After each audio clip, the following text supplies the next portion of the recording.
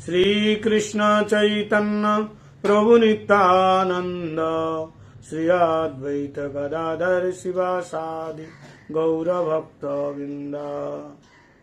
हरे कृष्णा कृष्ण कृष्ण हरे हरे, हरे राम राम राम हरे हरे।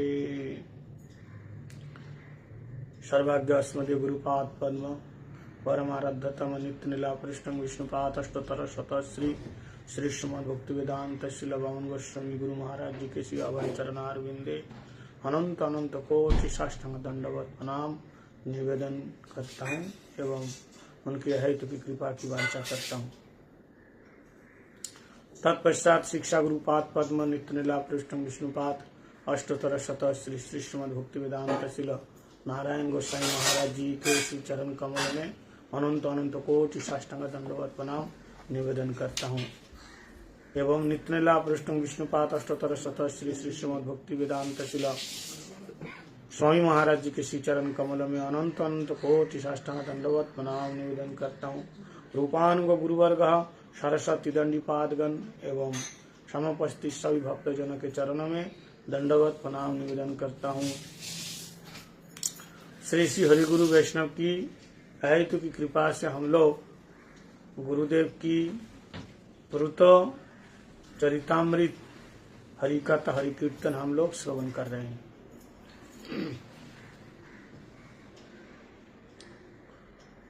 हमारे गुरुपाद पद्म नित्यनीला कृष्ण विष्णुपाद अष्टोत्तर शत श्री श्रीमद् भक्ति वेदांत श्रील वामन गोस्वामी गुरु महाराज और नित्यनीला कृष्ण विष्णुपाद अष्टोत्तर शत श्री श्री श्रीमद् भक्ति वेदांत श्रील त्रिविक्रम गोस्वामी महाराज नित्यनीला पृष्ठ श्री श्रीमद् भक्ति वेदांत श्रील नारायण गोस्वामी महाराज, इन तीनों को गौड़ीय वेदांत समिति के स्तंभ बताया गया। क्या बताया? स्तंभ। स्तंभ का मतलब मेन पिलर, जिसके ऊपर बिल्डिंग जिसके ऊपर खड़ी रहती है। तो ये गौड़ीय वेदांत समिति परम गुरुदेव मानो इन तीनों के ऊपर पूरा दायित्व भार दिया। भार मतलब उसका जो वजन है, बिल्डिंग का वजन किसके ऊपर है? पिलर के ऊपर। तो इन तीनों इस प्रकट लीला में जब थे, तीनों का आपस का जो प्रेम प्यार प्रीति जो दिखाए, ये शिक्षणीय विषय है। एक वैष्णव दूसरे वैष्णव के प्रति कैसे आदर सम्मान भाव होना चाहिए, इस लीला के द्वारा हम दर्शन करते हैं, गुरु जी की प्रकट लीला के द्वारा। लेकिन वो बात आती है ना, उल्लू दिन में दिखाई नहीं देता, रात को दिखाई देता है। ऐसे कुछ उल्लू लोग हैं जिसको हरिगुरु वैष्णव में दोष दिखता है, भेदभाव करते हैं, यह हमारे गुरुजी है, यह हमारे गुरुजी नहीं है, ये ऐसा है वे वैसा है। गुरुजी हमारे भक्तिनाथ श्रील वामन गोस्वामी गुरु महाराज जी कह रहे हैं, जो साधु होगा उसका कोई शत्रु नहीं होगा। भले ही आप हमें शत्रु मानो, लेकिन हम आपको शत्रु नहीं मानेंगे। इसलिए साधु का एक नाम है अजात शत्रवः। क्या नाम? अजाता शत्रव। याद रहेगा, अजात शत्रव। इसका मतलब क्या है? जात मतलब पैदा होना, अजात मतलब पैदा नहीं होना। जिसका शत्रु कभी पैदा होता ही नहीं है, उसका नाम अजात शत्रव। साधु का 5 लक्षण। कितना लक्षण? 5। साधु बनना चाहते हो तो ये 5 लक्षण अपनाना पड़ेगा। कपिल देव भगवान माता देवहूति को श्रीमद् भागवत के 3 स्कंद में कहा, मैया साधु का संग करो। किसका संग करो? साधु का संग करो। तो साधु किसको बोलते हैं? मैया ने कहा साधु का संग करेंगे, लेकिन साधु कौन है? कोई आपने पीछे साइन बोर्ड लगा तो नहीं घूम रहे? आपने पीछे साइन बोर्ड लगा के कोई घूम रहा है कि मैं साधु हूं? बोले नहीं। तो फिर साधु की पहचान क्या है, साधु कौन है? तो कहता उसका व्यवहार देखकर, उसका गुण देख करके, उसका लक्षण देख करके हम साधु की पहचान कर सकते हैं। कपिल देव भगवान ने कहा, शतांग प्रसंगान मम बीज संविदा भवन्ति ऋतकर्ण रसायन कथा तर्जसनात् अश्र अपवर्ग बदमनि भक्ति श्रद्धादति क्रमेशति। हे मैया, मेरे भक्तों के संग में मेरी वीर्यवती कथा का श्रवण करो। क्या होगा?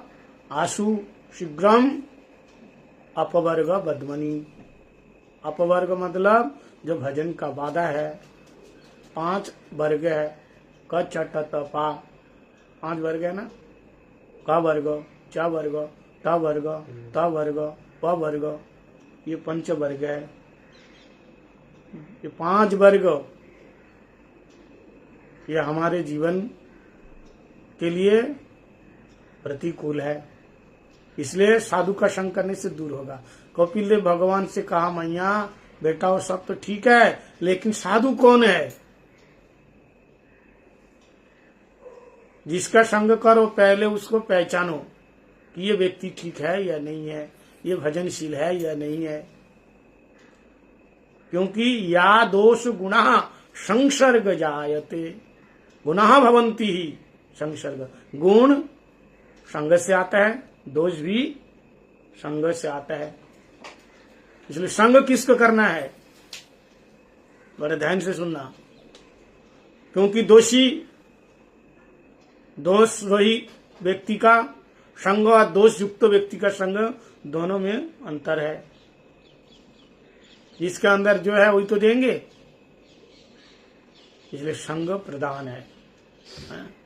जितासन जितश्वास जितेंद्रिय जित संग स्थूले भगवत रूपे मनः संधारक धिया। भागवत के प्रथम स्कंद में बताया 4 चीज रोज करना चाहिए। सुना है कभी? 4 चीज रोज करना चाहिए साधक को। पहले जितासनो, एक आसन में बैठने की प्रैक्टिस करो, अभ्यास करो, तब मन स्थिर होगा। तो पहले आसन जीता, आसन जीतने के बाद क्या हुआ? क्या हुआ आसन जीतने के बाद? आसन जीतने से क्या होगा? लाभ क्या है? मन कंट्रोल आएगा, मन के साथ और बाकी इंद्रियां भी कंट्रोल हो जाएगा। और प्राणायाम करने से क्या होगा? प्राण कितने प्रकार के? 5 प्रकार के। प्राण, अपान, व्यान, उदान, समान, ये 5 प्राण है। हमारे शरीर में 5 प्राण है। प्राण को जब रोध कर लोगे तो तब क्या हो जाएगा? तुम दुनिया के किसी कोने में रहोगे, कहीं भी जाओगे, कुछ शरीर का कोई प्राण को जीत लिया ना, प्राण को जीतना तो फिर मृत्यु नहीं आएगी। प्राण निकाल जाता है ना, मर जाते हैं, कहते ना प्राण निकाल गया, मर गया। लेकिन प्राण को जीत लोगे तो तब क्या होगा? मृत्यु नहीं आएगी। प्राण जैसे इच्छा मृत्यु, और प्राण निकालने नहीं दे रहे, तो मृत्यु कहां से आएगी? प्राणायाम में बहुत शक्ति होती है। अपनी इच्छा से फिर मृत्यु कर सकते हैं प्राणायाम। फिर जितेंद्रिय, इंद्रियों को जीतना, इंद्रियों को जीतना। और जित संग, संग की बात मैं कह रहा था। संग कैसे संग करना है? तो साधु का संग करो। इसलिए उल्लू रात को वो नहीं दिखता है, दिन में नहीं दिखता, दोष देखते संतों में। इसलिए संग अच्छा करो। किसका संग करो? ऊंचे साधु का। साधु का कोई शत्रु नहीं होते। कल मैंने बताया था ना, साधु से होए ना कार्य हानि। साधु का मतलब क्या है? परम कार्यम साधनति साधु, जो बिगड़े हुए काम को अच्छा बना देवे, उसी का नाम साधु है। अच्छे को तो हर कोई अच्छा बोलते हैं, लेकिन खराब को कोई अच्छा बना दे, वही तो साधु है ना। हम केवल अच्छा आदमी। साधु जो बनेगा ना, वो जंग लगा हुआ लोहे को भी क्लियर कर देंगे। चमक देगा, चमका देगा। ये साधु का काम है। इसलिए पहले खुद को साधु बनना पड़ेगा। तो गौड़ीय वेदांत समिति के तीन पिलर थे। तीनों के आपस में बहुत प्रेम। हमारे गुरुदेव भक्ति वेदांत शिला पावन गोस्वामी गुरु महाराज, उनसे दीक्षा लेने के बाद सीखने के लिए लोग मथुरा में आते थे, ब्रह्मचारी लोग। महाराज जी के पास। हाँ, महाराज जी। शिला हमारे महाराज जी के पास आते थे। शिला भक्ति वेदांत शिला नारायण गोस्वामी महाराज सीखने के लिए, वेद वेदांत उपनिषद शिक्षा पाने के लिए उनके पास आते थे। तो एक बार एक ब्रह्मचारी बंगाल से मथुरा में आए जून महीने में। और आप लोग जानते हैं मई जून महीने में बहुत गर्मी होती है। अब इतनी गर्मी तो बंगाल में तो होता ही नहीं। बंगाल में ना ज्यादा ठंडा ना ज्यादा गर्म, इधर के जैसा। बहुत बढ़िया मौसम। आजकल थोड़ा सब जगह में मौसम बिगड़ गया, संतुलन बिगड़ गया। हरिद्वार में भी इतनी गर्मी इतनी ठंडी। पहले लोग भाग के आते थे हरिद्वार में ठंड के गर्मी के मौसम में, लेकिन आजकल एसी के बिना भी हरिद्वार में नहीं रह सकते। तो बंगाल में ज्यादा ठंडा गर्म नहीं। तो गर्मी के मौसम में ब्रह्मचारी आ गए कहाँ, मथुरा में। 2, 4, 10, 20 दिन रहा, गर्मी सहन नहीं कर पा रहा है, वो नवद्वीप चला गया। जाके हमारे गुरुजी के पास जाके प्रणाम किया। गुरुजी ने कहा तू मथुरा में गया था ना? बोले हाँ गया तो था। तो यहाँ कैसे? बोले यहाँ कैसे? बोले गुरुजी वहां तो बहुत गर्मी है। हाँ, और इतनी गर्मी होती है ना, गर्मी के मारे नाक से खून निकालते। इतनी गर्मी है, पूरा दीवार गर्म हो जाता। तो इसलिए मेरे से सहन नहीं हो रहा है, इसलिए मैं आ गया। तो हमारे गुरुजी ने कहा आ तो गया, लेकिन तुम नारायण गोस्वामी महाराज जी को बताया? अब बताने से आने देगा क्या? बोले नहीं मैं ऐसे आ गया। बोले फिर उल्टा पाँव फिर चले जाओ, अभी इसी वक्त थैला उठाओ और मथुरा चले जाओ। हमारे गुरुजी ऐसे वैष्णव अनुगत्य दिखाए। केवल बोलने से नहीं होगा कि हमारे गुरुजी इतना महान इतना महान। तो गुरुजी का आदर्श भी तो ग्रहण करना है। शेर का बच्चा शेर ही तो होता है, बिल्ली होगा? स्वयं गुरु है और शिष्य के पास आए, एक गुरु के पास आए शिष्य, लेकिन ऐसे वैष्णव अनुगत्य दिखा रहे। मैंने पहले दिन क्या बताया, याद है? पहले दिन बताया कि गुरु सेवा वैष्णव का अनुगत्य में। क्या? गुरु की सेवा किसका अनुगत्य में? वैष्णव का अनुगत्य में। और भगवान की सेवा वैष्णव और गुरु के अनुगत्य में होगी। अपने जो गुरु कहता है कि कोई वैष्णव की आवश्यकता नहीं है, मेरी सेवा करो, मेरी कथा सुनो, समझो गुरु बन नहीं पाए। बहुत से गुरु कह रहे हैं, बहुत से लोग कहते हैं अरे गुरु जी का प्रवचन सुन लिया बहुत हो गया, क्या और इधर उधर क्यों सुनना, जब खाने को रसगुल्ला मिल रहा है फिर इधर उधर क्यों सुने? अपराध है। गुरु की बात समझने के लिए वैष्णव की कथा सुनना पड़ेगा। हमको ये प्रभु जी की बात बहुत अच्छी लगी, राजेंद्र प्रभु की। कहते हैं मैं सब वैष्णव की कथा, जो तत्वविद वैष्णव है, कथा सुनता हूँ, सबसे कथा मिल जाती है। अच्छे वक्ता कौन है? जो सबकी सुनता है। समझ में आया? हम तो सब जानते, हम किसी की नहीं सुनेंगे। गुरु जी की बहुत अच्छी बात है, गुरु जी में निष्ठा होना, गुरु जी की सुनना, लेकिन गुरु जी का जो ऊंचे हाई क्लास जो कथा है महाभागवत है, उनके मुंह से कथा तुमको क्या समझ में आएगा? वो पावर है तुम्हारे पास? हमें तो जब मैं पहले पहले मंदिर में आया, गुरुजी की एक भी बात हमारे पाले में नहीं पड़ता। क्या कह रहे क्या?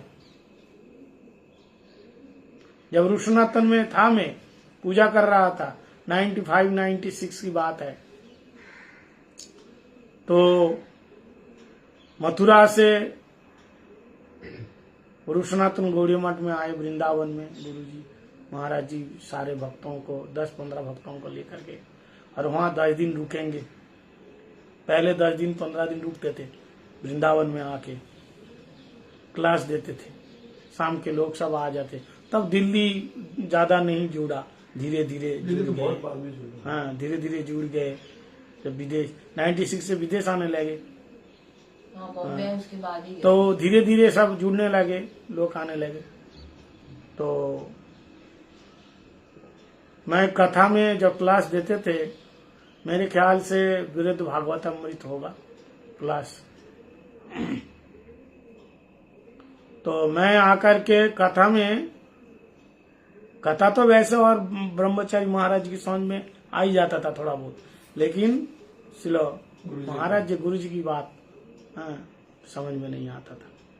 तो इसलिए मेरे पास काम भी होता था और सेवा भी होती थी मंदिर की, इसलिए थोड़ी देर बैठ के और निकल जाता था। 5-10 मिनट बैठा, समझ में नहीं आया और निकल गए। आरती के बाद शाम को प्रणाम करने के लिए सब लोग जाते हैं गुरु जी के कमरे में, तो हम भी गया। तो मेरे को दूर से प्रणाम करके, दरवाजे के सामने से प्रणाम करके वहीं से ही निकल जाता, क्योंकि मेरे को बहुत डर लगता था। उनके देखे सबको डर लगती थी। इतना डर लगता था, मतलब मानो चूहा और सांप की तरह, शेर और भेड़िया, इतना डर लगता था। क्योंकि डर इसलिए लगता है, ऐसे कोई डर नहीं है, प्यार तो करते हैं। डर लगता है कि पता नहीं क्या पूछ लेगा सबके बीच में, क्या पूछेंगे, या पूछ लेते हैं सबके बीच में, अब बता नहीं पाऊंगा तो फिर मेरा क्या होगा, सबके सामने पूछ लेगा। अब पूछते भी थे, हमको कितना बार पूछा, क्या सीखा बताओ, पूछते भी थे। तो इसलिए मैं पीछे से प्रणाम करके, भीड़ होती है ना, पीछे से प्रणाम करके पीछे से निकल जाता। हाँ, और जब ज्यादा साथ में लोग होते पास में नहीं जाता, अकेले जब होता कुछ ऐसे ब्रह्मचारी हो तो ऐसे ही मिल लेता है, कोई रोक टोक नहीं है। हम ब्रह्मचारी मोटरवासी है ना, हम लोगों के लिए रोक टोक नहीं है, आ जाओ मिलते बात करते। तो उस दिन मैं प्रणाम करके जाने लगा, बोले इधर है, इधर इधर आओ, तो इधर आओ। गया मैं सोचा गया, आज बहुत डर गया, बहुत डर लगता था मेरे को। मैं सोचा गया आज, क्या पता नहीं है क्या बोलेंगे, क्या पूछेंगे। गया तो गया, बोले यहाँ बैठ जाओ, बसो, एक ना बसो। तो यहाँ बैठ गया। तो बोलते हैं तुम क्या करते हो मंदिर में, सेवा क्या है तुम्हारी?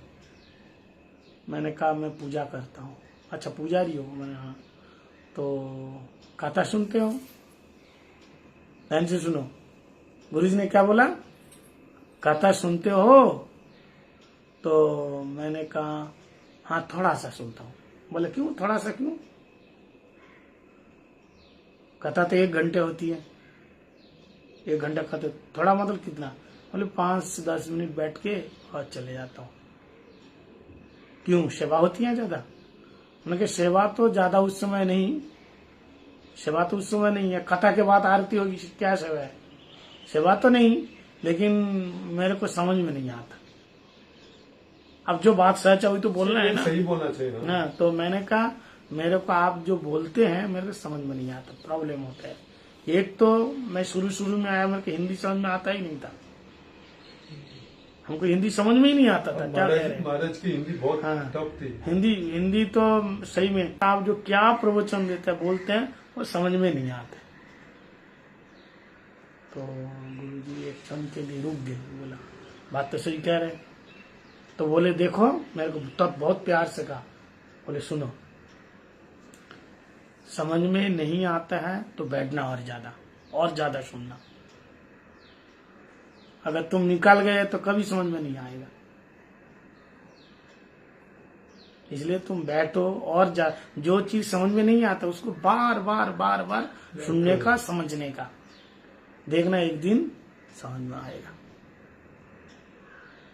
सुनते रहना, बार बार बैठे रहो। हाँ, कॉपी कलम लेके बैठते रहो, जो नया शब्द मिल रहे हैं उसको लिखो। अब मेरे को बता दिया कौन कौन से ग्रंथ पढ़ना है, ये सारे ग्रंथों का तुम अध्ययन करना, पढ़ो। यही है प्यार, हरिगुरु वैष्णव की कृपा, संभाव।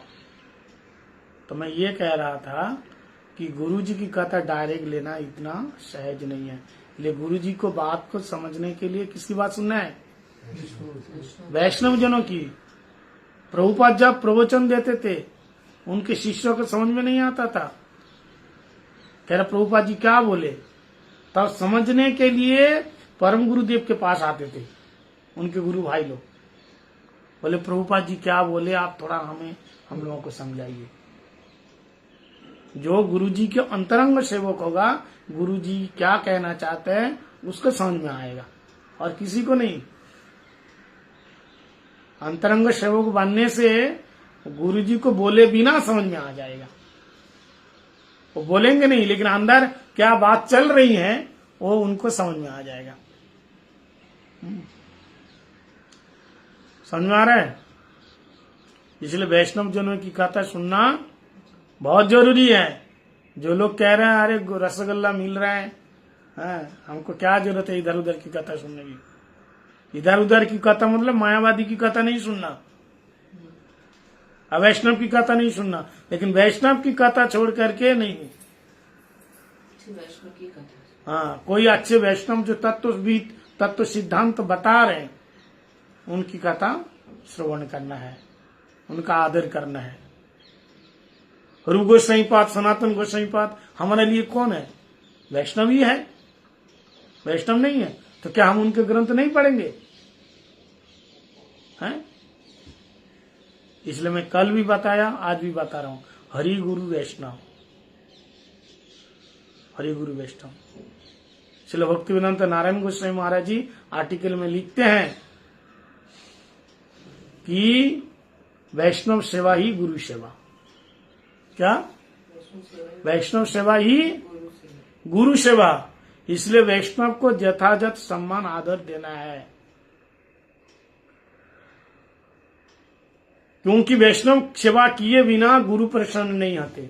इसलिए ये शिक्षा विशेष रूप से हमारे गुरुपाद पद्म भक्ति वेदांत शिला बावन गोस्वामी महाराज जी ने दिया। जब मथुरा से आ गए वापस तो गुरु जी कह रहे हैं जैसे आए हो ऐसे उल्टा चले जाओ, क्योंकि महाराज जी तुमको लेके गए थे और उनको बताया नहीं कैसे आ गए। अब जाओ, अभी वो जैसा गर्मी हो चाहे कुछ भी हो वहीं मर जाओ, लेकिन यहां नहीं आना, उधर चले जाओ। वैष्णव के अनुगत्य में रहो, शरीर भले ही निपात हो जाए। हम लोग ऐसा अनुगत कर पाएंगे? जहां हमारा सूट करेगा हम वहीं रहेंगे, जहां हमको अच्छा लगेगा हम वहीं रहेंगे, जहां खाने को अच्छा मिलेगा हम रहेंगे।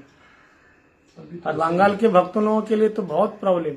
उस समय मथुरा के मठ में भक्त लोग बोलते हैं कि चावल मिलता ही नहीं था, केवल आटा, भिक्षा में रोटी खा के। बंगाली लोग कहाँ रोटी खाते हैं इतना, कितना कष्ट करके रहते थे। अब मैंने सुना शिला महाराज जी ये नाट मंदिर में केवल ये रात को एक ही पंखा, और इस एक पंखा के नीचे सारे ब्रह्मचारी लेटे रहेंगे। आजकल तो हर किसी के घर में पंखा है, कूलर है, अभी तो हाँ, रहो आराम से। सब लोग एक एक पंखा लेकर के लेटा पड़ा है। बोले ऐसा नहीं, मंदिर का जो सेवा है, मंदिर की सेवा के पैसा है, बचा के रखना है। रूपा जी ने बताया मंदिर का एक आना समझते हैं, एक कड़ी फालतू बर्बाद नहीं करना चाहिए, क्योंकि लोग भगवान की सेवा के लिए देते हैं ना। अगर आप मेरे को दक्षिणा दे रहे इसलिए दे रहे भगवान की सेवा के लिए, कि हमारी सेवा तो भगवान नहीं लेते हैं, तो महाराज जी के माध्यम से भगवान के चरण में पहुंच जाएंगे, इसलिए तो लोग देते हैं। और हम अगर सेवा ना करके अपने भोग में लगा लिया तो पाप किसको लगेगा। इसलिए सूक्ष्म विचार तप करो। कलयुग में जंगल में जा नहीं सकता, जंगल जाने की आवश्यकता नहीं है, यहां बिना पंखा के रहो, तप हो जाएगा। होगा कि नहीं? यहां बिना पंखे के रहो। भूखा रहते जंगल में जाकर के, बोले वहां भूखा रहने की जरूरत नहीं है, एकादशी के दिन में भूखा रहो, निर्जला रहो।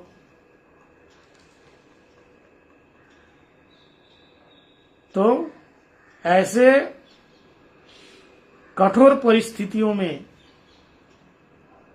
कठोर परिश्रम करके गौड़ीय वेदांत समिति में सेवा किया। और हमारे गुरुपाद पद्म भक्तिवेदांत श्री बावन गोसाई महाराज, उन्होंने कहा शरीर में जब तक जान है हम अपने गुरु की सेवा के लिए कभी पीछे नहीं हटेंगे। और अंतिम श्वास तक गौड़ीय वेदांत समिति की सेवा किया। लोग कहते हैं, और एक बात है, ऐसा नहीं है, ये तो गुरु जी का आदर्श है, विचार है। परम गुरुदेव जैसे प्रभुपाद चले गए, उसके बाद चैतन्य मठ से बहुत सारे सन्यासी ब्रह्मचारी अलग हो गए, निकल के आ गए। उसके साथ साथ हमारे परम गुरुदेव भक्ति प्रज्ञान श्री केशव गोस्वामी महाराज जी भी निकल गए। और कलकत्ता में जा करके बोस पड़ा लेन, वहां किराए पे जानते हैं, छोटा सा कमरा लेकर के वहीं रह करके, छोटा सा सेंटर भी नहीं बोल सकते, अच्छा कुछ भी बोलो, किराए पे रहने लगे। और वहीं से बैठ करके गौड़ीय वेदांत समिति का निर्माण किया। समझ में आया? किराए के रूम में रह के। और फिर धीरे धीरे उन्होंने उद्धारण गौड़ीय मठ चुचुड़ा में बनाया। हाँ, फिर देवानंद गौड़ीय मठ, नवद्वीप का सबसे बड़ा मठ कौन है? नवचूड़ा वाला देवानंद गौड़ीय मठ, परम गुरुदेव। तो कितना प्रचार के लिए कितना उन्होंने सहन किया। शुरू एक आना से होता है। अगर लाखों रुपया है ना, लाखों रुपया में से एक आना, 1 रुपया छोड़ दो तो लाख होगा? 1 रुपया से ही लाख रुपया है। समझ में आया? तुम्हारे पास लाख रुपया है, 1 रुपया मैंने ले लिया तो लाख रहेगा? 1 पैसा कम पड़ गया। इसलिए मत देखो अभी नहीं होगा, मेरे से नहीं हो रहा है, क्या करूं, ये नहीं। किसी वैष्णव को कुछ बोलने से पहले शास्त्र देखना है। कोई कुछ बोल दिया, कौआ तुम्हारा कान लेके चला गया, है ना कहावत? किसी ने कहा कौआ कान लेके गया, और कौआ के पीछे पीछे भाग रहे हैं। राधे राधे। क्या बोला? कौआ कान लेके चला गया, आपका कान। तो कौआ के पीछे भागेगा या पहला अपना कान देखेगा? नहीं, वो कौआ के पीछे भाग रहा, रुक जा मेरा कान देखे जा। कौआ लेके गया ना। इसलिए कोई किसी के बारे में कुछ बोलता है तो सुनने का नहीं, पहले परखने का। समझ में आया? लोग परम गुरुदेव के बारे में क्या क्या नहीं बोला। गुरु त्यागी, गुरु गृह छोड़ दिया। परम गुरुदेव ने कहा गुरु का आदेश निर्देश आचार विचार अगर कोई एक पेड़ के नीचे बैठ के फॉलो करता है तो वही है गुरु मठ। गुरु के मठ में रहने का यही असली फल है। गुरु के मठ में रह रहे, गुरु की बात नहीं सुन रहे, क्या फायदा है? मठ में रह रहे, गुरु की संपत्ति भोग कर रहा है, गुरु और तो ज्यादा गुरुद्रोही तुम ही हो। गुरु जी के ही आदर्श है, किसी वैष्णव को विद्वेष करना, हिंसा करना, उनके संबंध में बुरा भला कहना, गुरु का यही आदेश है? नहीं। इसलिए गुरुदेव कहते हैं भगवान का प्रेम मैं सबको दूंगा, सारे शिष्यों का दूंगा। वो कामी होगा फिर भी चलेगा, क्रोधी होगा फिर भी चलेगा, लोभी होगा फिर भी चलेगा, लेकिन वैष्णव विद्वेषी होगा त्याग दूंगा मैं। समझ में आया? वैष्णव विद्वेषी को कभी प्रेम नहीं दूंगा। विद्वेषी मतलब वैष्णव की निंदा चर्चा करना, हिंसा करना। परम गुरुदेव क्या नहीं किया, सब कुछ अलग किया। गौड़ीय वेदांत समिति बनाया चैतन्य मठ से। पहले चैतन्य मठ था, अलग से गौड़ीय वेदांत समिति बनाया। यहां तक प्रभुपाद जी का जो विग्रह उसका रंग कैसा था? सफेद, एक काला था, लेकिन आपने विग्रह का रंग कैसा रखा? सफेद। लोगों ने कहा देखो क्या कर रहे हैं। यहां तक आरती कीर्तन भी आपने खुद लिखे, मंगल आरती जो हम लोग करते हैं। तुलसी परिक्रमा नमो नमो तुलसी कृष्ण परम गुरुदेव के द्वारा लिखी थी, उन्होंने लिखा। तो क्या हम कहेंगे उनको? गुरुद्रोही कहेंगे? उनका प्रचार, उनका आचार, उनका भजन, गुरु कृपा, गुरु अलग से उनको पहचान कराना चाहते हैं। और उन्हीं की कृपा से ऐसी भक्तिवेदांत स्वामी महाराज, ईश्वर के लोग जिसको प्रभुपाद बोलते हैं, आज पूरे देश विदेश में प्रचार किया। नहीं तो वृंदावन में दामोदर में बैठ करके भजन कर रहे थे स्वामी महाराज जी, अभय चरणारविंद। सन्यास कहाँ लेते? सफेद कपड़े में गृहस्थ भक्त थे, लोग मानते नहीं है। नहीं, गुरुजी उनको उसके घाट से लेके गए। तो इस प्रकार से उनको पहले मथुरा में उधर ही रहते थे, विश्राम घाट के उधर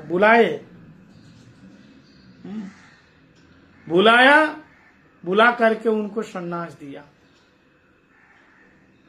ऐसे नहीं है, सन्यास गुरु का महत्व है जो गोपी मंत्र देता है। सन्यास गुरु का भी महत्व होता है, बहुत महत्व होता है। जिस मंत्र के द्वारा तुम कृष्ण प्रेम आस्वादन करे, गोपी मंत्र, वो सन्यास गुरु ही देता है।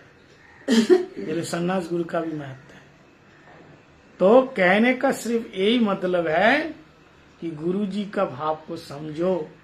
हमारे गुरु जी सचमुच अगर महाभागवत है, गुरु जी के आदर्श में चलो, तो गुरु की महिमा बोलने से हमारा गुरु जी ऐसे थे वैसे थे वैसे थे, तुम क्या हो ये जानना है। ऐसे गुरु जी जैसे तो बन नहीं पाओगे, लेकिन गुरु का आदर्श पर चलने की चेष्टा ही करना है। तो ध्यान से सुनो, जैसे प्रभुपाद जी चले गए तो उसी समय इस गौड़ीय समाज में एक, क्योंकि जो महाभागवत वैष्णव कोई महंत तो कोई जाते हैं तो भी थोड़ा सा व्यवस्था अव्यवस्थित हो जाते हैं, संतुलन बिगड़ जाते हैं। फिर उसको उसी स्थिति में लाना, घर के मुखिया आके चले जाए तो बाकी लोग कैसे क्या करेंगे? व्यवस्था थोड़ा सा बिगड़ जाता है, तो ऐसे बिगड़ गए। तो उसी समय सब लोग, उसी समय क्या हुआ, हमारे गुरु महाराज जी भक्ति वेदांत शिला बावन गोस्वामी गुरु महाराज उस समय थे, प्रभुपाद जी के समय से तो आए थे। परम गुरुदेव नरहरि प्रभु, नरसिंह महाराज जी और भी कुछ सन्यासी ब्रह्मचारी 15-16 उनकी तरफ हो गए, आ गए। एक परम गुरुदेव एक मिथ्या केस में फंस गए थे। वो आदमी पेड़ में चढ़ करके नीचे गिर गया, मर गया, लेकिन ये गुरु भाई लोगों ने परम गुरुदेव को दोषी ठहराया। थाने में जाके इनके नाम से केस कर दिया कि इसने मार दिया, मर्डर का केस इनके ऊपर दे दिया। अब पूरा मर्डर केस, मर गया। तो इन लोगों को उठा के ले गया, जेल में डाल दिया। सन्यासियों को, ब्रह्मचारी को जेल में, मिथ्या केस में। अब उसको वो करना है, स्थापित करना है कि कोर्ट में जाकर के प्रूव करना पड़ेगा, तब तो बेल होगा। अब गुरु महाराज जी उस समय 14-15 साल के थे, और जेल कहाँ? कृष्णनगर के कोर्ट में हुआ। कृष्णनगर जानते हैं, वहां से नदिया डिस्ट्रिक्ट, हाँ उधर। गुरुजी इतना छोटा सा बालक, हमारे गुरुपाद पद्म, मंदिर में भगवान की सेवा करना, रसोई बनाना, और जो लोग जेल में है सबके लिए प्रसाद लेके जाना। और कोई होता ना छोड़ के चले जाता, और उनको भड़काए भी थे। बच्चा है ना छोटा, 14-15 साल का, बोले अरे वो लोग अच्छा काम नहीं किया, जेल में गया, उनकी सेवा क्यों करते हो? चैतन्य मिशन वाले, नाम नहीं, क्यों करते हो ऐसी सेवा? तो गुरु महाराज जी सोचा कि ये हमारी तरफ आ जाएंगे। गुरुजी ने कहा तुम लोग जानते हो, अगर सोना है ना कीचड़ में गिर जाए तो सोना ही रहता, लोहा नहीं बनता। ऐसा हमारे गुरुपाद पद्म, चाहे हमारा तो मन नहीं मानता कि हमारे गुरुजी ने ऐसा किया, लेकिन हम जानते हमारे गुरुजी सोना है, चाहे कुछ भी करे उसमें दोष नहीं लगेगा। गुरु के प्रति ऐसी निष्ठा होनी चाहिए। बस केवल गुरु बना लिया, हो गया, कोई निष्ठा नहीं। कोई निष्ठा तो मूल चीज है भाई, निष्ठा नहीं रहेगी तो भक्ति कहां से आएगी? भक्ति नहीं आएगी तो समर्पण भाव कहां से आएगा? इसलिए दीक्षा काले शिष्य करे आत्मसमर्पण, शास्त्र ने बताया।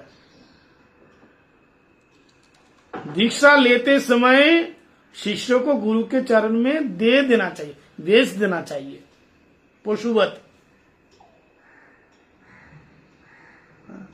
असली दीक्षा उसी दिन होगा जिस दिन तुम गुरु का दास बन जाओगे, नौकर बन जाओगे, उस दिन होगा। हम तो अपने शरीर, अपनी इंद्रियां, अपने भोग का दास बन के रह गया। गोदास, गोमाने इंद्रियों का दास बन के रह गया। गुरु महाराज जी को लोग कहा था छोड़ दो, क्यों जाते हो, इतना काम क्यों करते हो, क्या तुमको जाना है, इतना काम करना है, इतना प्रसाद बना करके लेके जाना है कृष्णनगर में, सारा देखभाल करना है। लेकिन गुरु महाराज जी ने उन लोगों को जवाब दिया, बोला हमारे गुरु जी का गुण तुमको दिखाई नहीं देगा, दोष दिखाई देगा, क्योंकि तुम उल्लू हो। क्या हो? उल्लू।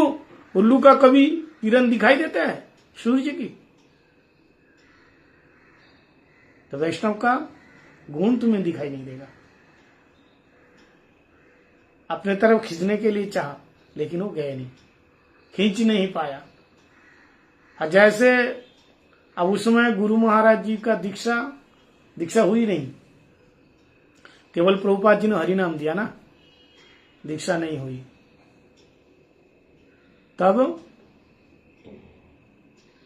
अंदर से परम गुरुदेव से भक्त लोगों ने कहा कि ये लड़का अभी अदीक्षित है, सब सेवा करते हैं, रसोई बना के लाते हैं, हम लोग पाते भी हैं, तो आप ऐसा करो, इनको मंत्र दे दो, इनको दीक्षा दे दो, है ना, इनका दीक्षा दे दो। तब गुरु महाराज जी बाहर और अंदर परम गुरुदेव कान में दीक्षा मंत्र दिया, और उसका संस्कार किया। कहाँ? कौन किया? प्रभुपाद जी का अंतिम शिष्य थे जाजावर गोसाई महाराज। उन्होंने संस्कार जानते हैं, उपनयन जैसे यज्ञ करने के बाद फिर जनेऊ देना, तो वो तो कोई भी कर सकते हैं जिसको यज्ञ पता है। यज्ञ करने से, जनेऊ हाथ में पकड़ा देने से वो दीक्षा गुरु नहीं होते। दीक्षा गुरु वही है जो कान में मंत्र देता है। जैसा हमने देखा जब हमारी दीक्षा हुई तो हमारे गुरु महाराज तो कान में मंत्र दे दिया, लेकिन यज्ञ करने वाला और कोई थे, जैसा भी होता है। हाँ, आज भी हो रहा है ऐसा। यज्ञ कोई महाराज जी करते हैं, करने के बाद फिर उन्होंने ऐसे आपको जनेऊ पकड़ा दिया। लेकिन दीक्षा जैसा हमारे जैसे महाराज जी लोग जब थे तो स्वयं यज्ञ थोड़ी करते थे, नहीं, गुरु जी को बुलाते थे, तो ऐसे ही। तो कहने का मतलब ये है, हमारे गुरुपाद पद्म बचपन से इतना सहन किया। अब फिर वो लोग जब जेल में थे तो बाहर कैसे आएंगे, कैसे क्या होंगे? तो हमारे गुरुपाद पद्म में सूक्ष्म बुद्धि देखिए। उन्होंने कहा, स्वयं कोर्ट में गए, जाकर के कहा कि हमारे गुरुजी ऐसे कर ही नहीं सकते। तो अब छोटे बच्चे की बात कौन मानेगा? तो उन्होंने एक राय दिया, बोले ऐसा है, अब जो मर गया उसका तो पोस्टमार्टम तो हो सकता है ना, जो गला दबा के मारा, हथौड़ा से मारा, कैसा मारा, वो तो सब पता चलता है, चलेगा कि नहीं? पोस्टमार्टम कीजिए, पता चल जाएगा। तब उसका पोस्टमार्टम हुआ। तो पोस्टमार्टम में ये आया कि गिरने से ऊपर से मृत्यु, जो बात सच है वो आ गई। मिथ्या केस में अंदर कर दिया, सबकी बरी हो गई, सब बाहर आ गए। तभी से परम गुरुदेव हमारे गुरु महाराज जी को जान मानते थे, प्राण। हाँ, परम गुरुदेव का सब काम देखभाल करना, प्रेस का काम, प्रेस पहले प्रेस होता था, पेंटिंग प्रेस, उसमें भी काम करते थे। एक बहुत पुरानी कथा है, प्रेस में काम कर, पहले प्रेस कैसे होता मालूम है? छापते थे ना ऐसे ही हाथ से, उंगली अंदर चलेगी, उंगली दब गया, उंगली खून आने लगा, और बेहोश हो गए, इतना जोश से गिरा, दब गया। बहुत भारी हाँ, भारी है ना, वो भारी होता है, छपता है वो, लोहे का। हाँ, लोहे का होता है। परम गुरुदेव के पास जैसे समाचार गया कि सज्जन सेवक ब्रह्मचारी ऐसे बेहोश है और उसकी उंगली दब गई और वो खून आ रहा है, परम गुरुजी रो करके, जैसे बच्चे को कुछ हो जाए माँ दौड़ के आते ना, रो करके दौड़ते हुए आए और दोनों बाहों से उठा लिया और उनको कलकत्ता में लेके गए। यह शिष्य वात्सल्य। गुरु महाराज जी को इतना प्यार करते थे परम गुरुदेव। ऐसे शिष्य वात्सल्य होता है। और प्रेस के काम में, सेवा में नीत नहीं, सुना नहीं, दिन रात सेवा कर रहे हैं। ब्रह्मचारी लोग देखा ये क्या कर रहा है, ये रात को सोने भी नहीं देता, क्योंकि उसकी आवाज होती है ना, आवाज होती है। अरे रात को कम से कम तो छोड़ दे, खुद सो जा, हम लोगों को सोने दे। रात 2 बज गए, सोए नहीं। ब्रह्मचारी परेशान होकर के परम गुरुदेव के पास आए, बोले देखो क्या कर रहे हैं, ना खुद सो रहे हैं ना सोने दे रहे हैं। अब उनको समझाए, बीमार पड़ जाएगा, पूरी रात जाग जाग करके सेवा करते हैं, फिर दिन में भी सोते नहीं, सेवा करते हैं। परम गुरुदेव ने कहा कहाँ सेवा कर रहे हैं? बोले क्यों? मैं अंदर देख के आया, प्रेस जहां पे है। बोले नहीं नहीं, तुम जहां सो रहे हो वहां जाके देखो, वहां तो सो रहा है, तुम जाके देखो। तो वो बोले सो रहे, मैं तो अभी देख के आया। तो जहां गुरु महाराज जी सोते थे ना, वहां जाकर के देखा, खर्राटे लेके सो रहे। अरे अब इतना जल्दी कैसे आ गए? फिर वहां से इधर आए, ज्यादा दूर नहीं है, 100 कदम की बात है। यहाँ आए तो देखो वहीं सेवा कर रहे हैं, यहाँ जाते हैं प्रेस में तो देख रहे हैं वहीं काम कर रहे हैं, और अंदर जाते हैं तो देखो वहां सो रहे हैं। तब वो समझ गए साधारण महापुरुष नहीं है। हमारे गुरु जी के ऐसे अलौकिक लीला। ये कोई लोगों को विश्वास होना चाहिए, अलौकिक सेवा, विश्वास होना चाहिए। विश्वास के बिना नहीं होगा, विश्वास होना चाहिए।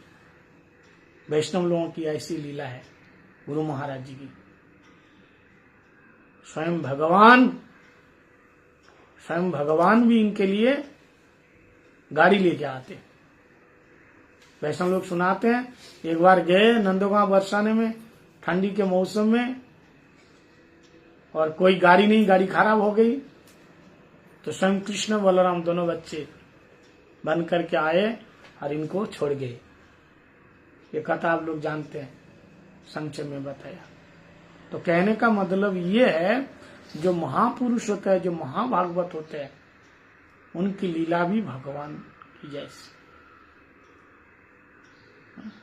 ये तो इनकी लीला, और हमारे शिल भक्ति वेदांत नारायण गोस्वामी महाराज जी, आप थोड़ा कल बताए भी थे कैसे घर छोड़ करके आए उन्होंने। मैं आपने उनके हरि कथा में श्रवण किया शिला महाराज जी के, खुद ही कह रहे शिला नारायण गोस्वामी महाराज जी खुद कह रहे हैं, बोले बामन महाराज जी जितना मेरे को प्यार दिया, कथा भी बोलते हैं। हाँ कथा में बोलते हैं ना, हाँ, बहुत आज भी वो आप सुन सकते हैं।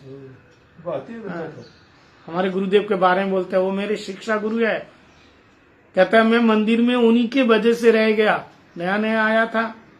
देखो मंदिर में कोई नया आता है उसको इतना प्यार दो, इतना प्रेम करो कि घर वालों को भूल जाए। हर वैष्णव का जो सीनियर होता है ना, उसका यही कर्तव्य होना चाहिए कि ये मेरा गुरु भाई, अपने भाई से ज्यादा प्यारा गुरु भाई होता है। लेकिन वो प्रेम कहाँ दिखा रहे हैं हम? घर में भी लड़ाई करते थे, यहां भी आके लड़ेगा तो फिर कहां जाएगा? नहीं, उसमें भी तो दोष होता है, बोलता है ना, ऐसे थोड़ी लड़ रहे, दोष तो उसमें भी है। दोष उसमें है, तुझ में तो नहीं है ना? तुम तो दोष तो उसमें है, दोष तुम में नहीं है। जो चीज गंदी हो जाती है अग्नि में उसको साफ होता है, सफाई होता है ना। अग्नि में दोष है, अग्नि निखार देता है। जो चीज गंदा हो जाता है धातु वगैरह, अग्नि में तापा के क्या कर देते हैं, कचरा निकालो। और अग्नि खुद ही कहे नहीं उसके अंदर इतना कचरा है, जंग लगा हुआ, मैं नहीं कर पाऊंगी। कल किस बात की अग्नि भाई? तो तुम संत है, महात्मा हो, तुम्हारे अंदर चाहे जगाई मारा ही देखो दारू पीने वाला, नित्यानंद प्रभु को पता नहीं था। नित्यानंद प्रभु तो क्या थे? स्वयं भगवान। नित्यानंद प्रभु कौन है? गुरु है। नित्यानंद प्रभु त्रिकालदर्शी और जानते हैं पीने वाले हैं, वो कुछ करके बैठेगा और कर दिया। जैसे हरि बोल बोला, दिखाता हूं हरि बोल। हम लोग यहाँ दारू पी रहे हैं खुशी से, और तुम आकर के हरि बोल बोलो, ये बोलो, सब बोलो। क्यों भाई बोले? और मार दिया, खून आने लगा।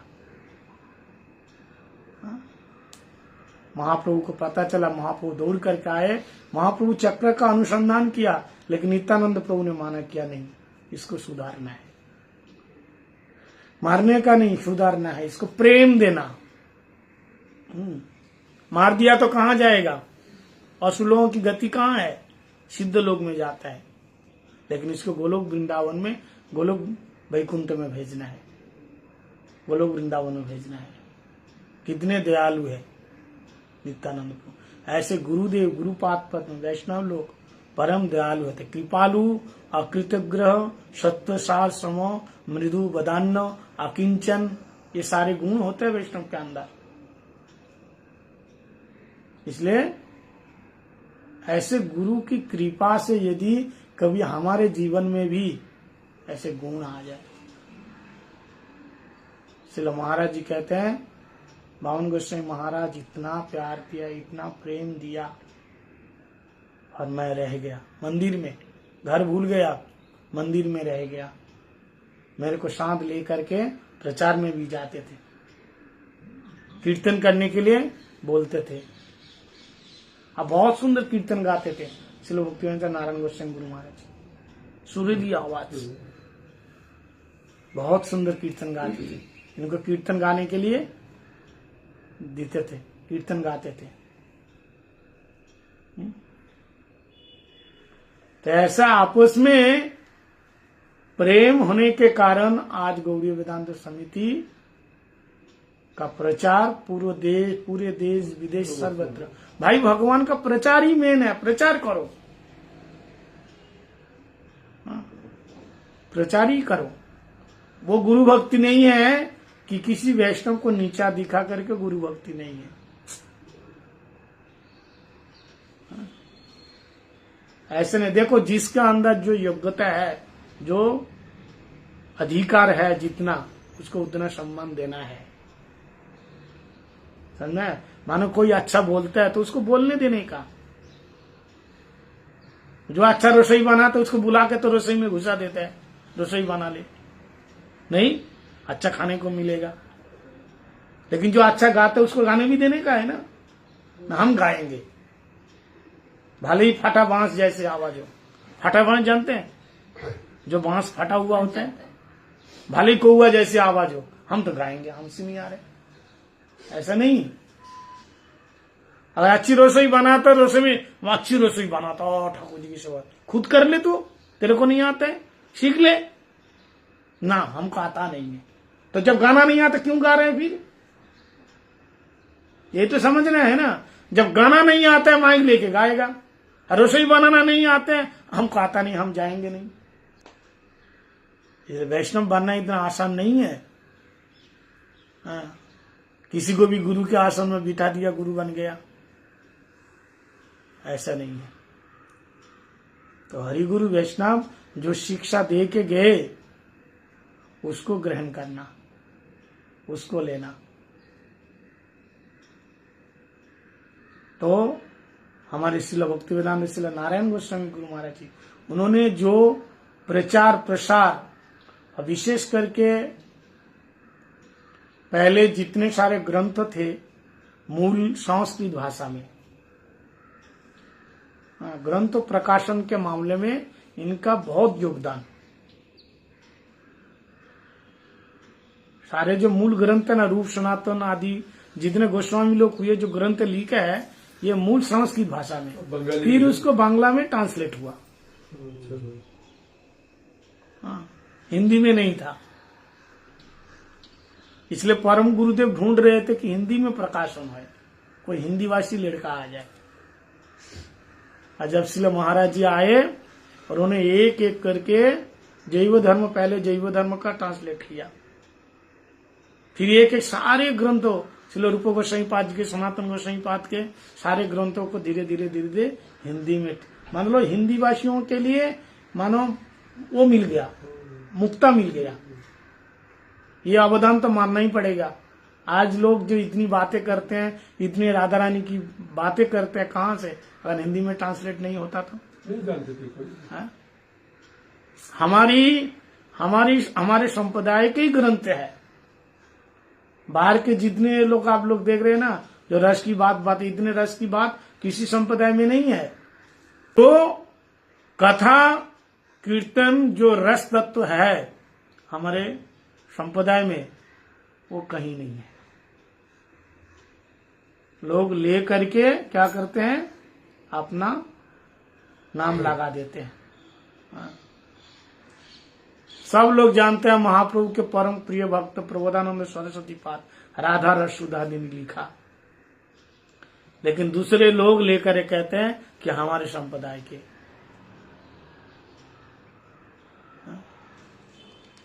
ग्रंथों का लिखने वालों का भी नाम भी करते नहीं, नाम नहीं लेते।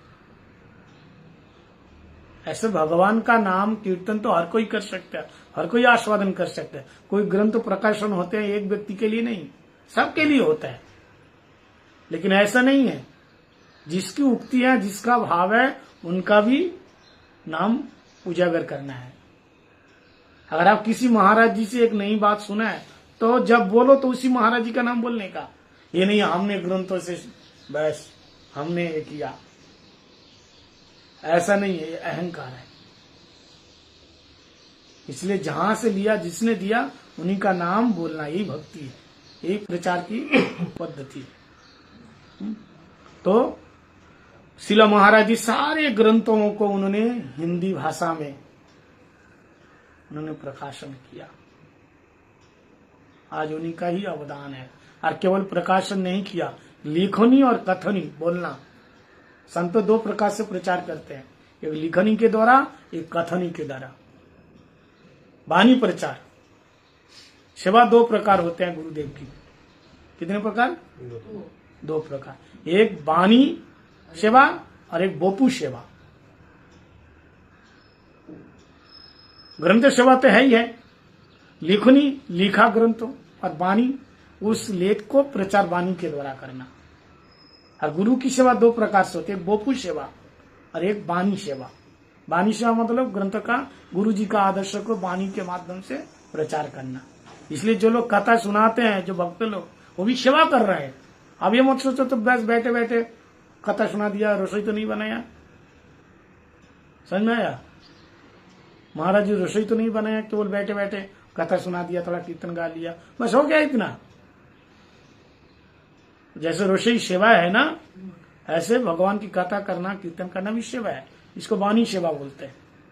और बोपू सेवा गुरु जी के पास में रह करके गुरु जी के शरीर के श्री अंग की सेवा करना। श्री अंग की सेवा इस प्रकार से है, विशेष करके जो पुरुष लोग हैं उनको सेवा ये अधिकार ज्यादा मिला। माताओं के लिए कुछ सेवा के लिए वो दिया गया, पति मतलब थोड़ा सेवा में थोड़ा सा कंट्रोल किया गया। जैसे जो माताएं हैं, गुरु जी का अपने बोपू सेवा अपने हाथों से शरीर का अंगों का स्पर्श करके नहीं करना चाहिए। चाहे कितने बड़े प्रिय सेवक क्यों ना हो, शिष्या क्यों ना हो, फिर भी गुरु जी का चरण स्पर्श करने नहीं देना चाहिए, दूर रहना चाहिए, दूर से प्रणाम करना चाहिए। ये बात ध्यान देना, दूर से प्रणाम करो, दूर से सेवा करो, रसोई की सेवा करो। हाँ, बहुत से लोग देखते हैं महाराज जी के रूम में जाकर झाड़ू लगाने का, क्यों? जो ब्रह्मचारी लोग वो लोग करेगा, पुरुष लोग वो लोग करेगा, क्यों जाना तुमको अंदर? नहीं, हम तो सेवा करेंगे। सेवा तुम रसोई बना के लाओ ना, उनका सेवक है, उनके हाथ में दो, कोई जरूरत नहीं है तुमको डायरेक्ट देने की। नहीं, हम तो बेटी है, ठीक है, कोई बात नहीं है। लेकिन ऐसे संतों भी, चाहे कितने भी महाभागवत महापुरुष, लेकिन हमेशा शास्त्र में जो नियम दिया है, मर्यादा दिया है, दूर रखना चाहिए। इसलिए हमारे गुरुपाद पर भक्ति बावन गोसाई महाराज, देखना उनके बहुत सारे तस्वीर में अपने चरण के पास एक छोटा सा एक लकड़ी के ऊपर लिखा रहता था, चरण स्पर्श माना है। देखा कभी? मैं दिखाऊंगा बाद में, उनके तस्वीर देखो, यहाँ लिखा रहता है चरण स्पर्श माना है, चरण स्पर्श नहीं करना। किसी भी महात्मा को दूर से प्रणाम करो, जो माताओं के लिए नियम है। जिसको प्रणाम करना है तो पुरुष लोग तो करता ही नहीं है, दूर से भाग जाते हैं हेलो हाय करके। और जिसके लिए मना कर रहा है वो चरण पकड़ के रह रहे, स्पर्श कर रहे हैं। इसलिए थोड़ा सा नियम आपको ब्रह्मचारी लोगों को भी उसको बचाना है, विशेष करके स्त्रियों के लिए बता रहा हूं मैं। कैसे? क्योंकि बेचारा घर बार सब कुछ छोड़ के आया भजन के लिए। तुम अपनी माया जाल में ऐसी फांसा के गिरा देते हो, फिर उसको शादी करना ही पड़ता है। वो तो रहे ऐसे ही वो। इसलिए अगर कोई ब्रह्मचारी गृहस्थी में जा रहे हैं तो इसका पूरा जिम्मेदारी किसका है? लोगों का है। इसलिए तुम भी अपनी जब लड़की हो, तुम्हारे कोई कन्या हो, कोई भी लेके जाते हो, उसको भी ख्याल रखना, ध्यान रखना। वो तो घर पर छोड़ के आया भजन के लिए। माया तो इतना बलवान है, माया तो बलवान है, वो तो खींचेगी। अरे भागवतम का श्लोक है, लिखा हुआ है, मात्रा शस्या दुहिता नाभित्त आसन वशे बलवान इंद्रिय ग्राम विद्वान समपि कर्षति। कहता चाहे कितने बड़े विद्वान क्यों ना हो गया हो, ये श्लोक देखना नवम स्कंद का। बलवान विद्वान, बलवान इंद्रिया विद्वान समपि कर्षति। विद्वान मतलब मूर्ख नहीं, पंडित। पंडित व्यक्ति जो शास्त्रों का ज्ञान रखते हैं, ऐसे व्यक्ति को भी गिरा सकता है, मूर्ख व्यक्ति का नहीं। वो भी कौन? एकांत में, अलग में, एक आसन में कभी अपनी बेटी के साथ नहीं बैठना चाहिए, अपनी बहन के साथ नहीं रहना चाहिए, अपनी माताजी के साथ नहीं रहना चाहिए। मात्रा, माँ, शशा, दुहिता, कन्या के साथ अलग आसन में नहीं रहना चाहिए। इसलिए तो भजन करने के लिए आए, इसलिए उससे उसको तुम लोगों का भी काम बनता है उसको बचा के रखने का। क्योंकि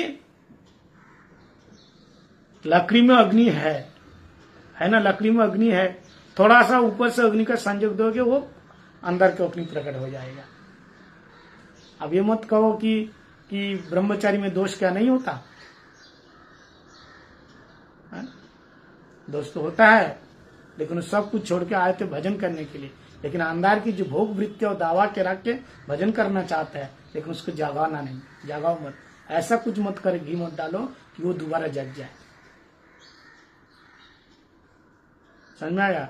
इसलिए बोपू सेवा माताओं को भी, साधु संतों को सोच समझ करके करना चाहिए। विशेष करके जो जिनकी उम्र कम है, जो माताएं या वृद्धा हैं, उनके लिए थोड़ी सी छूट है। और वाणी सेवा करो आप, और दूसरी सेवा करो। सेवा तो बहुत है, लेकिन बोपू सेवा और वाणी सेवा, इन दोनों में से श्रेष्ठ सेवा है वाणी सेवा। वाणी सेवा क्या है? भगवान की कथा प्रचार, बृहद मृदंग। तो गुरुदेव ने केवल ग्रंथ नहीं लिखा, केवल बोपू सेवा गुरुदेव की नहीं किया, वाणी सेवा किया। और ऐसे वाणी सेवा किया उन्होंने, केवल भारत में नहीं, देश विदेश सर्वत्र जाकर के हरिनाम संकीर्तन का प्रचार किया। हमने देखा इतनी आयु में भी उन्होंने जा करके हरिनाम संकीर्तन का प्रचार किया। लोग कहता अरे विदेश जाते हैं, बड़ी तो मौज मस्ती है। जाके देखो, प्लेन में जब 18 20 घंटे बैठना पड़ेगा तो पता चलेगा, पैर फूल करके ऐसे ढोल जैसा बन जाता है। कितना कष्ट करके जाते हैं, आते हैं, लेकिन खाते क्या स्वयं? क्या खाते हैं बताइए? एक रोटी खाते हैं, ना तो उसमें घी है, ना तो मक्खन है, ना मिश्री है। क्यों करना इतना? इसलिए प्रचार भी उन्होंने जीवन के आखिरी श्वास तक प्रचार किया। और प्रचार भी ऐसे प्रचार, ऐसे वैसे प्रचार नहीं। इससे पहले लोग तो बहुत प्रचार किया। एक भक्त से पूछा, तुम्हारा भजन कैसे, कृष्ण को कैसे मानते हो? बोले कृष्णस्तु भगवान स्वयं, कृष्ण ही स्वयं भगवान है।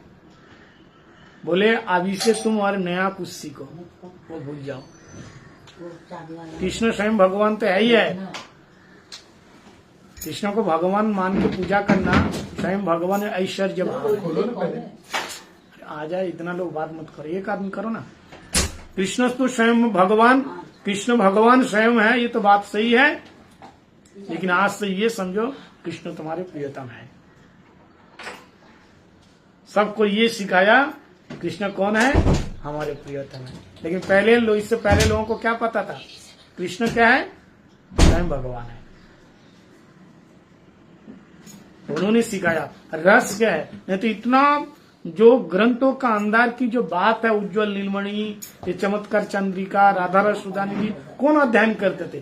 पहले हम हर गौड़िया मठ में आज भी बस चैतन्य भागवत गीता यही पाठ होते हैं, लेकिन ये सारे ग्रंथों का अध्ययन गुरुजी करते हैं, प्रवचन करते हैं। और ये रसों की कथा उन्होंने दिखाया, उन्होंने सिखाया। राधा रानी पाल्लोदासी बनना हम सारे जीवों का यही कर्तव्य है। लेकिन जिसके अंदर जो रस है, वो रस में तो रहेगा। और केवल अपने शिष्यों को नहीं, जो उनके अनुगत्य में आए, उनकी शरण में आए, सबको उन्होंने एकदम उजाड़ के उनको सिखाया। कंजूसी नहीं किया कि ये मेरा नहीं है, ये तेरा है, ऐसा नहीं है। सबको, और खुश हो जाते थे। और कोई तत्वविद बढ़िया हरिकथा बोलने वाले अगर उनके सामने खड़ा हो जाते, खुश हो जाते, प्रसन्न हो जाते। ये स्वयं अपने आंखों से मैंने देखा। और ये भाव नहीं रखते कि इनका शिष्य है, मेरा नहीं है, ये हमारे मठ का नहीं है, दूसरे मठ का। गुरुजी का लेख में एक आया था, बोले आजकल तो कैंसर और टीबी रोग की तरह ये बात फैल रही है, ये मेरा शिष्य नहीं है, तेरा शिष्य। बोले वैष्णव जगत के लिए बहुत बड़ा ये क्षतिकारक है, हानिकारक है ये ऐसा विचार।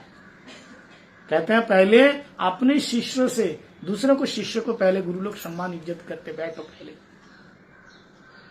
सीनियर को सम्मान देना, इज्जत देना।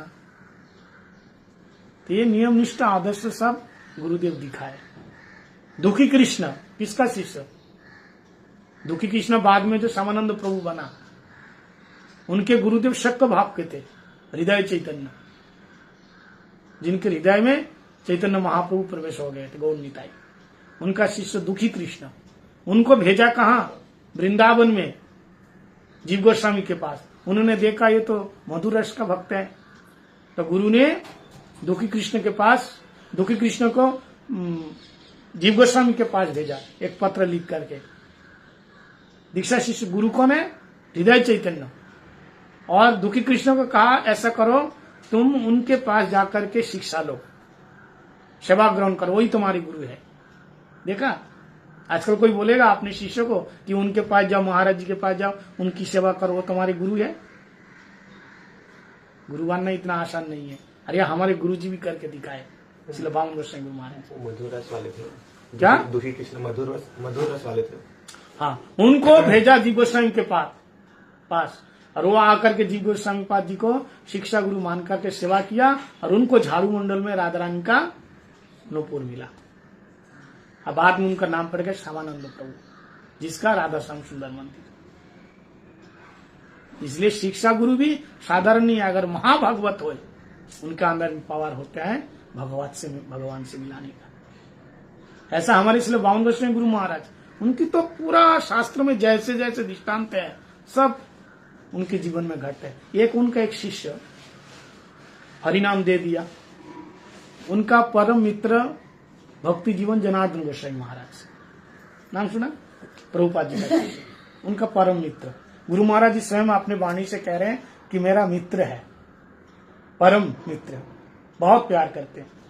तो उनकी सेवा के लिए आपने शिष्य को भेजा कि महाराज जी के पास कोई नहीं है, वृद्धावस्था आ गई, तुम जाओ सेवा करो। वो महाराज अभी जिसको भेजा था ना, वो अभी उसी मंदिर का आचार्य बना, अभी भी है वो महाराज जी, हमारे गुरु भाई जो हुए। हाँ, तो उनको भेजा, गए, जा करके उनकी सेवा करने लगा। तो आप गुरु महाराज जी से दीक्षा लेंगे, तो गुरु जी से कहा, गुरु जी गए बहुत दिन के बाद, गुरु जी गए अपने मित्र से मिलने के लिए, भक्ति जीवन जनार्दन गोस्वामी महाराज जी से। तो भक्ति जीवन जनार्दन गोस्वामी महाराज ने कहा, तुम्हारे गुरु जी आए, तुम तो केवल हरिनाम लिया, उनसे दीक्षा लेके आओ, सब सेवा में बढ़िया होगा। पहले हरिनाम लेने से रसोई नहीं बना सकते, पूजा नहीं कर सकते, दीक्षा मंत्र होने पर तब रसोई में जा सकते हो, पूजा कर सकते, ऐसा नियम था। इसलिए तुम्हारे गुरुजी आए, तुम क्या करो, दीक्षा ले लो। तो भेजा, जाओ गुरुजी के पास जाओ। तो गुरु महाराज जी के पास गए कि हमको आप दीक्षा दीजिए। तो गुरु महाराज जी ने कहा, क्यों, तुम तो यहां रहे तो महाराज जी के साथ? तब महाराज जी के पास उसको लेकर के आके कहा, ये आपकी सेवा के लिए दिया है, ये आपका शिष्य है, आप इनको दीक्षा दीजिए। बोले क्या बात कर रहे हैं? बोले हाँ। बोले आपके यहाँ आकर के मैं यहाँ दीक्षा दूंगा, आप इनको? तो क्यों भेदभाव भाई, चाहे किसी का भी शिष्य हो, भगवान की तो सेवा करेगा, चाहे किसी महाराज जी का शिष्य क्यों ना हो, भगवान की सेवा करेगा।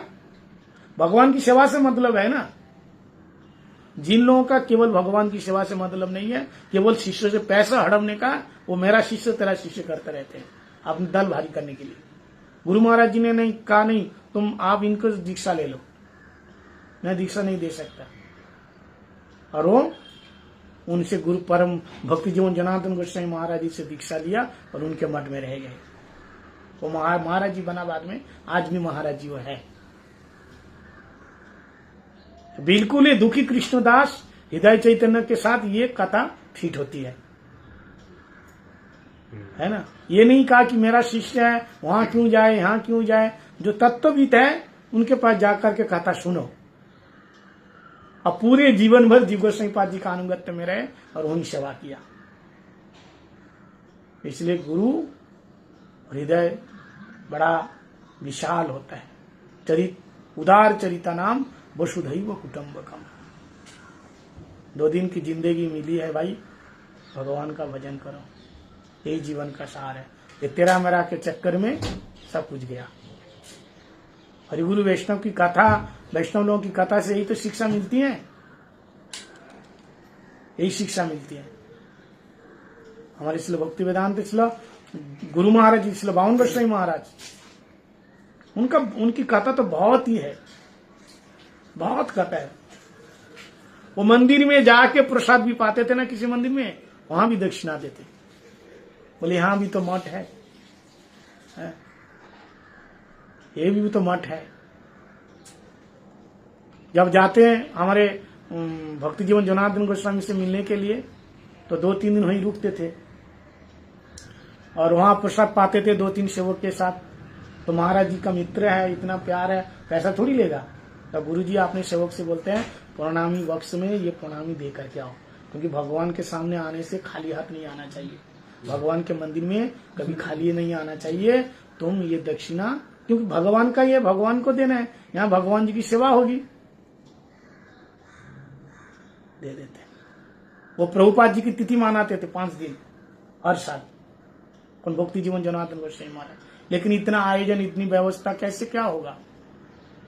उससे पहले गुरु महाराज जी गए वहां, जाकर के 2-3 दिन रहे और देखा कि आयोजन हो रहा है, प्रभुपाद जी की तिथि पालन होगा, सब कुछ होगा। लेकिन महाराज जी के पास ज्यादा पैसा नहीं। अब पहले लोग मंदिर में पैसा देते नहीं थे। अच्छा, लोग ये आस रखता है कि मंदिर में फ्री में मिलेगा खाना, है ना, मंदिर जा रहे हैं तो खाना फ्री में मिलेगा, पैसा क्यों मंदिर में। अरे भाई, मंदिर में आएगा कहां से, है? तुम्हारे पास नौकरी है, चाकरी है, पैसा आता है, लेकिन मंदिर वाले क्या, मंदिर में आएगा कहां से। अगर तुम बोल लो कि ये प्रसाद के लिए ये है, क्यों देना, पैसा मांग लिया। हमारे गुरु जी का मठ, वो चलो बोलते है? अगर तुम किसी होटल में जाते हो, कहीं खाने जाते हो, तो पहले पर्ची ले लेते हैं।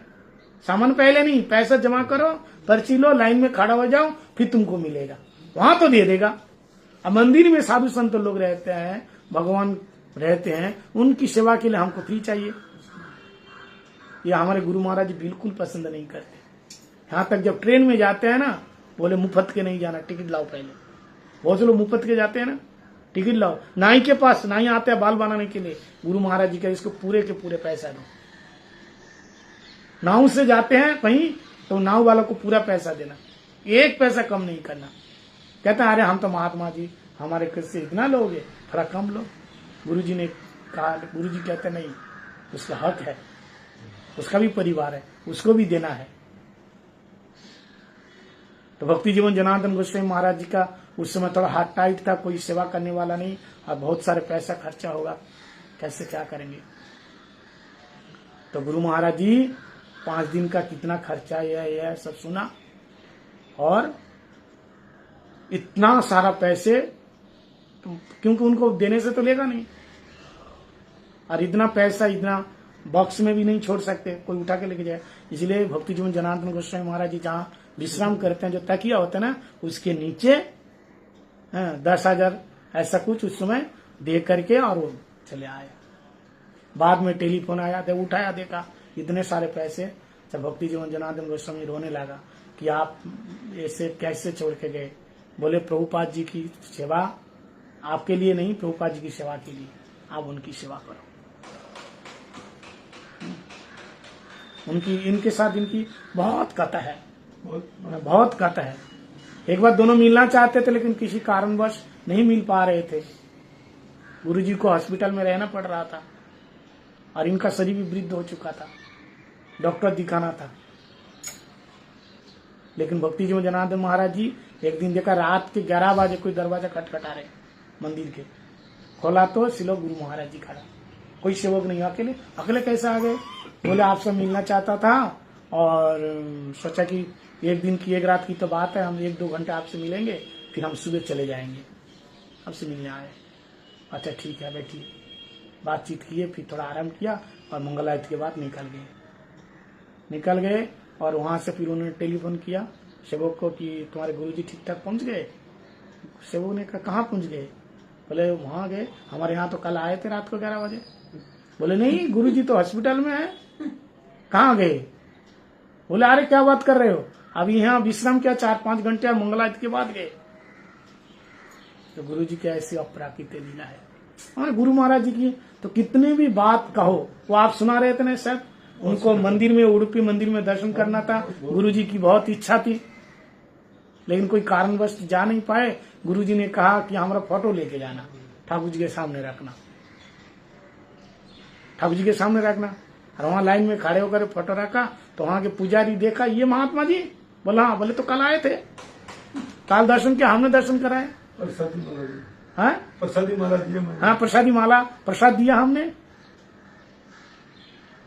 तो देखो वो पुजारी झूठ बोलेंगे? हाँ? लोग कहेंगे चलो हमारी गुरु जी की महिमा हम तो बड़ा चढ़ा के बोल सकते हैं, लेकिन बाहर के लोग नहीं बोलेंगे ना। ऐसे हमारे गुरु जी की बहुत लीला है, बहुत महिमा है, फिर कल सुनाएंगे।